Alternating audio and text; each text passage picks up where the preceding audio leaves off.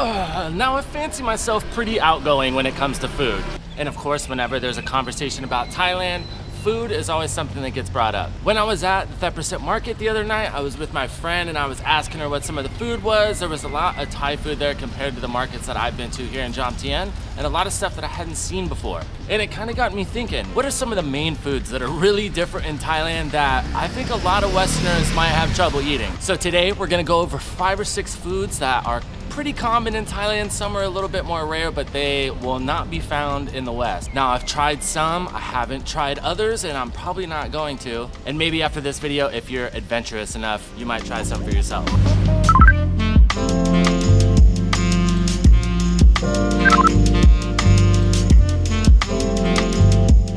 So I am out bright and early this morning in Jomtien. I'm actually on a walk over to said friend's house. I managed to forget my computer there the other night somehow. So I'm gonna take you off the beaten path in Jomtien. Everybody just kind of goes up and down the beach, myself included, but we're gonna shoot back here, we're gonna cruise around, I'll walk you guys over there, and on the way, we're gonna talk about some funky foods in Thailand. And of course, in true Tempus TV fashion, I took a wrong turn and had to jump this fence behind me. Luckily, it's not like America, where if you jump the wrong fence, you're gonna get a pit bull latched on your ass, or the cops are gonna come around the corner and just tase you.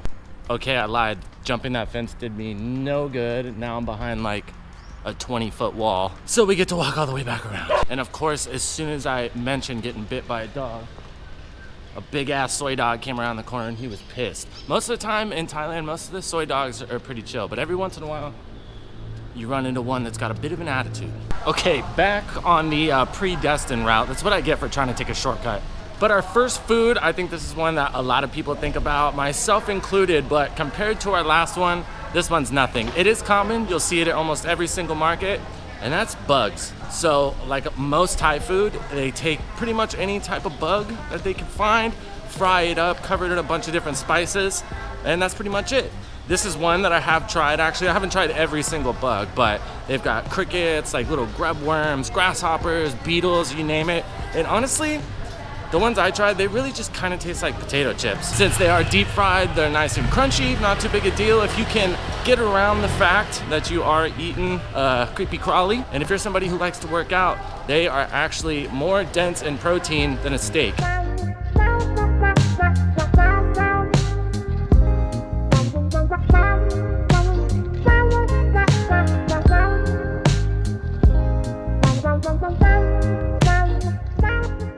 Another one kind of in the same realm, but not technically, because these are technically an arachnid, not an insect, and that's scorpions. 9 out of 10 times if you're watching a street food tour video in Thailand, these are gonna be on the list. They are pretty popular. You don't see them everywhere just because they are a little harder to find than your average cricket or water beetle or anything like that. Fun fact, arachnids have 8 legs, spiders and what have you. Insects only have 6, so that's the easiest way you can tell them apart. But kind of the same deal as the bugs. They're put on a stick, they're deep fried, they're covered in all kind of spices. This is another one that I've tried too. They are quite a bit bigger than your average bug, so there is a little bit more to chew on, literally and figuratively, and they don't get super crispy. When they fry up the crickets and stuff, they get really crispy, so there's not really anything left on the inside, but when you go and bite into one of the scorpions, you definitely get a little rebound, if you know what I mean. There's still some squishiness going on inside of them.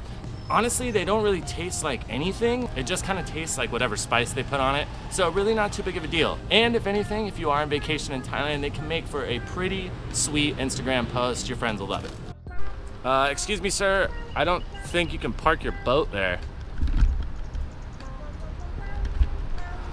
So random.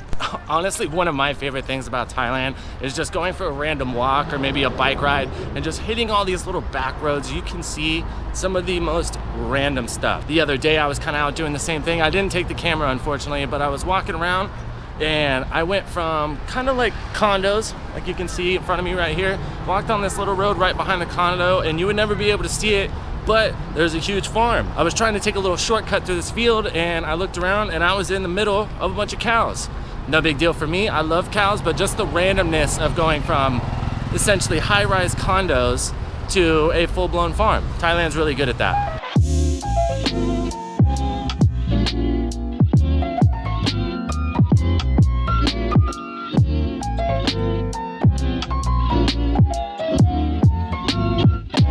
Another thing that Thailand seems to be really good at is having you run into people that you know randomly. Now, when I was just getting that last clip, I actually thought about somebody that I haven't seen in a while. Last time we were hanging out, we were over here, and lo and behold, I walk around the corner and she's sitting right there at the restaurant. That happens all the time, especially in Pattaya. So if you're here trying to be low-key, good luck. Okay, anyways, and next, wild Thai food. Now this one I will never try. I don't know if it's because I'm biased. When I was a kid, I was out surfing one summer and I had one get wrapped around my leg and it sucked. So I definitely don't like them. But they do have a season here and you will see them at the markets every once in a while. And that is jellyfish. Now, to be honest, I don't really know if they cook it or not, but when it comes to food, I'm a really big texture guy as well. And I just can't imagine jellyfish texture. That was really hard to say. That took like 4 takes. Jellyfish texture. I just can't imagine it being that good, to be honest. Okay, package secured. We have got the laptop. And so far, we've been pretty chill on the food, but now we're starting to get into the real nitty gritty.